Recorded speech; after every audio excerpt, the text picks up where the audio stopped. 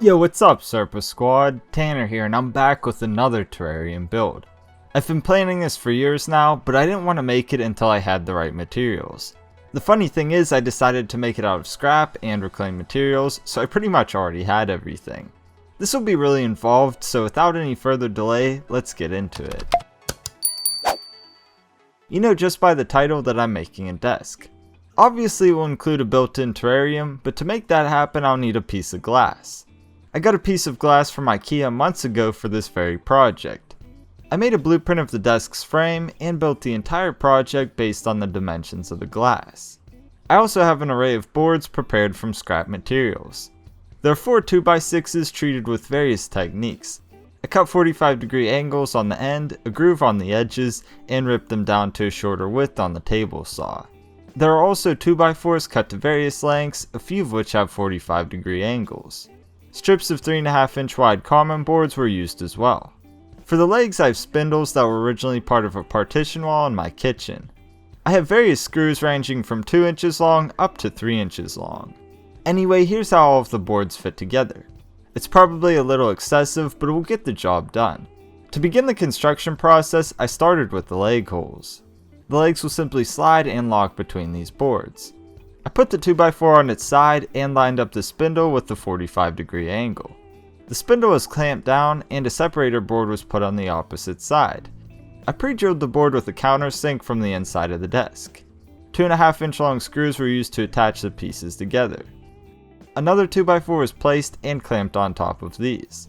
I pre-drilled a hole like before and attached the pieces together with a 2.5-inch long screw. This process was repeated. These pieces will act as the sides of the desk. They are combined with the other angled 2x4s, which are the front and back. I clamped everything together and pre-drilled an angle hole with countersink where the pieces meet. 2.5-inch long screws were used to connect them. Now we can put together the 2x6 insert. I lined up the angles to create a rectangle and clamped the corners together. I flipped the box over and attached more clamps to keep everything aligned. From there I pre-drilled the holes like before at an angle through the corners. 2.5-inch long screws were used to connect everything together. The end result being a strong rectangular structure with a groove on one side. This piece fits into the structure we built earlier. 2x4s and common boards act as spacer boards which make the terrarium section float within the main 2x4 frame. From within the terrarium compartment I pre-drilled some holes and used 3-inch long screws to hold everything together. These go through the 2x6s, the spacer boards, and into the 2x4 frame, joining everything together. That groove you saw earlier was made for this piece of 5/8-inch thick plywood. This will be used as the bottom of the terrarium compartment. I applied wood glue along the groove and dropped the plywood in place. For additional structure I'll use 2-inch long screws.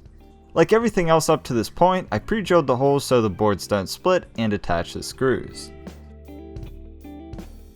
The fact this will be a terrarium desk isn't enough. I always imagined it to have a live edge, which is where this beautiful piece of cherry slab came into play.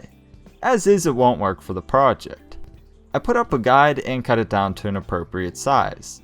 For the other sections of the top, I'll use 12-inch wide common boards. Unfortunately, these boards are much thinner than the cherry slab, and I don't have a planer to make a consistent thickness. However, I was able to cut down a few strips of scrap bead board to compensate for the difference. The bead board was placed along the frame of the main structure. Once in the proper locations, glue was applied and the boards were attached with screws. Glue was then applied to the front of the desk where the cherry slab will go. It was pressed into the glue and clamped in place. The desk was flipped upside down and holes were drilled through the 2x4s into the slab. I made sure not to go all the way through. Countersink holes were also added. After all of that, I went around with 2.5-inch screws and attached the pieces together. The same process was repeated for the sides and back.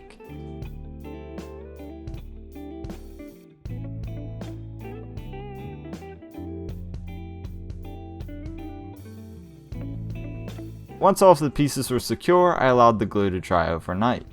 At this point, it's probably starting to make sense. I sanded the top of the desk down with 60 grit sandpaper to remove any inconsistencies.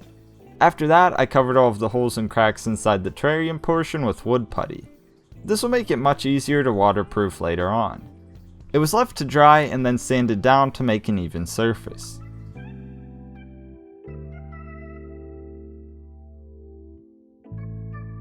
Now it's finally time to account for the glass. I placed the glass over the opening. Everything was measured to make sure it was properly aligned. It looked good, so I marked for the edges. From there I set up guides clamped to the table. A router was ran along the guides to cut a groove for the glass to sit in.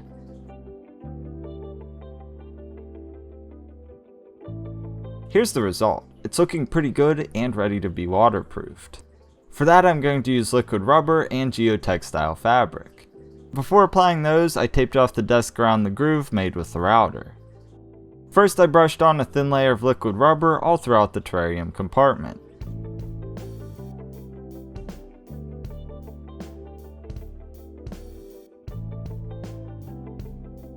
With the layer down and while it was still wet, I pressed strips of geotextile into all the corners. More rubber was applied on top with a brush to complete the first layer. It was left to dry and then a second coat was applied with a brush once more. After the second layer was dry, the tape could be removed. Let's address the spindles. Right now they're not even close to the right finish. I sanded the flat areas with 60 grit sandpaper. I made sure they still fit in the desk as well.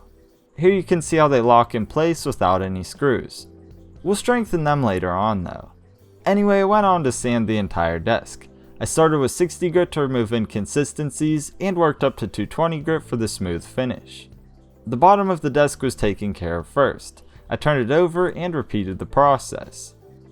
The same was done to the spindles. I used the sander when possible, but the majority was done by hand. Once the sanding process was complete, I went around and wiped the boards with a damp rag. This helps remove any excess dust and opens the pores of the wood to better accept the stain. Prior to staining though, I want to add more support to the legs. For that I used the excess wood from the 2x6s I cut down earlier. They were placed between the legs and attached to the desk like I did to the other boards. An angled hole was also drilled into the leg itself. Here's your first look at the completed desk structure. It turned out extremely well, but it needs to be stained. Like usual, I started with a coat of Provincial 2-on-1, followed by a coat of Golden Oak 210B. Usually I use a rag for this entire process, but some areas like the bark are more effectively covered with a brush. I brushed the stain into all of the crevices and wiped away any excess with a rag. Then I went around and stained all of the other surfaces.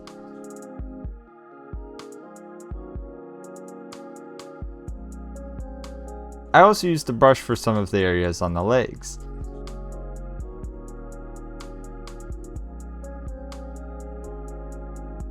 I let the first stain dry completely before adding the second. Once the second layer was dry, I taped a piece of cardboard over the terrarium compartment. I'll seal everything with Rustoleum lacquer. I applied 5 coats, each about 5 minutes apart. I wanted a really shiny finish, which was achieved quite well.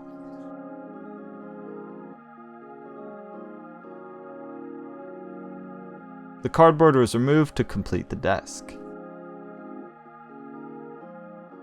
At this point I can get the desk moved into the animal room.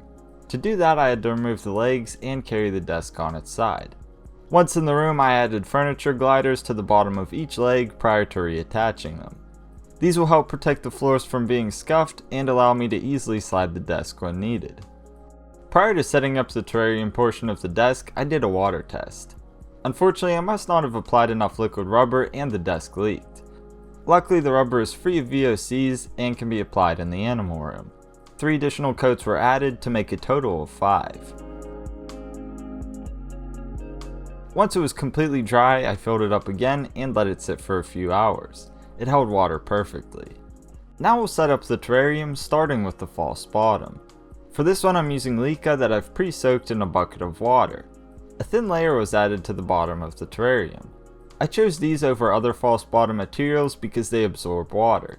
Even though I confirmed this holds water, I'd rather not have it puddling at the bottom of the terrarium. It's a precaution I'd like to take just in case it ever did leak, since it's in close proximity to my computer. After that, I got a sheet of Geotextile Fabric. I cut this out slightly larger than the size of the terrarium's opening. This will create a barrier between the false bottom and substrate. It's permeable, so water can still travel freely through the layers. Once it was cut to size, I neatly placed it in the terrarium. In doing so, I also made sure that the fabric is curled up near the edges. On top of the fabric, I'll add a layer of activated carbon. Without getting into too much detail, this acts as a purification element that keeps the terrarium clean and mitigates common issues such as mold. I added a thin layer and pressed it up against the edges of the fabric. This will help keep the fabric in place for the next steps. Now we'll mix up the substrate. For this one I'm using sphagnum moss, cocoa fiber, orchid bark, coarse sand, tree fern fibers, and aqua soil for nutrients. As I've explained many times before, a good terrarium substrate should be composed of various elements that when combined do not compact over time. None of the elements I'm using are appropriate on their own. They must be combined with some amount of the other elements for the best long-term results. I'll link up a video on the mix I typically use. This one is a modified version of it. A thin layer was added to the terrarium. Unlike most of my other builds, I didn't add variation to the land since this will be viewed from above. Now for the hardscape. I want this to be a plant dominant scape, so I'm using exclusively spiderwood. The twisted branches will help create interest and contrast well with the plants. Since this is being viewed from the top, my vision is to have it look like an over the top view of a forest floor. I don't want to use any of the edges as a crutch when making the composition, so I experimented with a few arrangements until I came up with this. It's a solid foundation to start with, but the branches need modified. As is, they're too tall and will touch the glass. I trimmed off various segments. After that, I went back with some of the clippings and embellished the scape.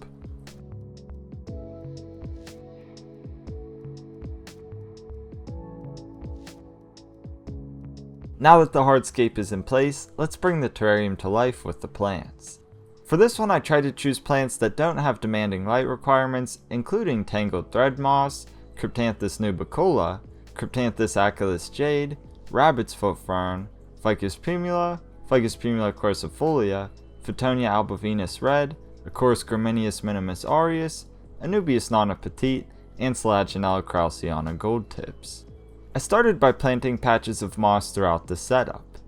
I did this first because everything else will be placed over top of the moss. As they were planted, I sprayed them with water to keep them hydrated. From there I added the crypts in areas near the driftwood. My thought is to have the larger plants near the driftwood to soften the design.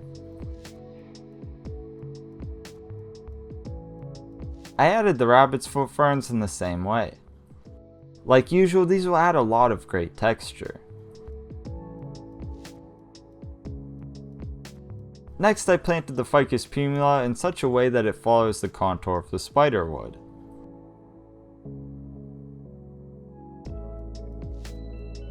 The Phytonias were added for a pop of color.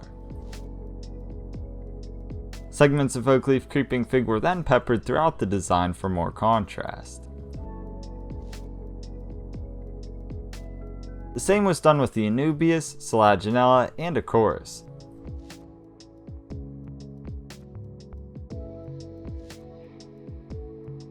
With all of the plants situated, I added small accent pieces of driftwood.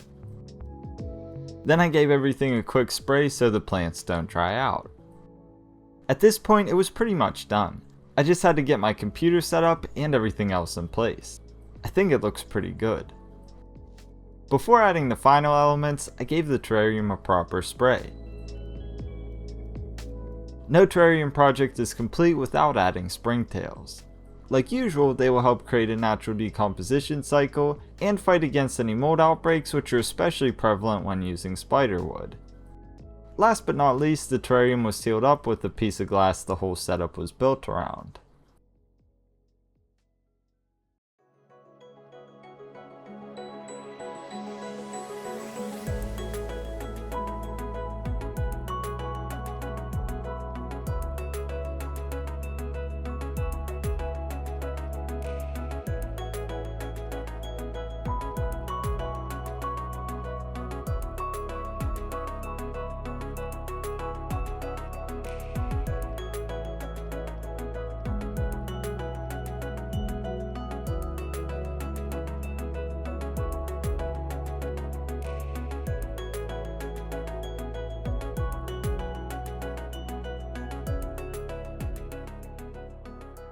And there you have it, a DIY Terrarium Computer Desk.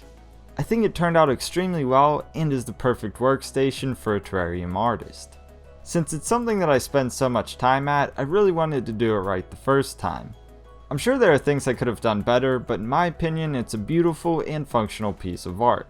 From the live edge to the high gloss finish of the wood and the forest floor vibe of the terrarium, this is the perfect desk for me, and you saw exactly how I built it. Of course, I built this from scratch, but it could easily be done by cutting a hole in an existing table for a terrarium compartment. Maybe I could show that in the future. Anyway, that's gonna do it for this one. I really hope you enjoyed this and learned something new. I put a lot of work into this project and would really appreciate your support on this video. If you wouldn't mind taking a moment to give the video a thumbs up, I'd greatly appreciate it. Until next time, Serpa Squad, take care and peace.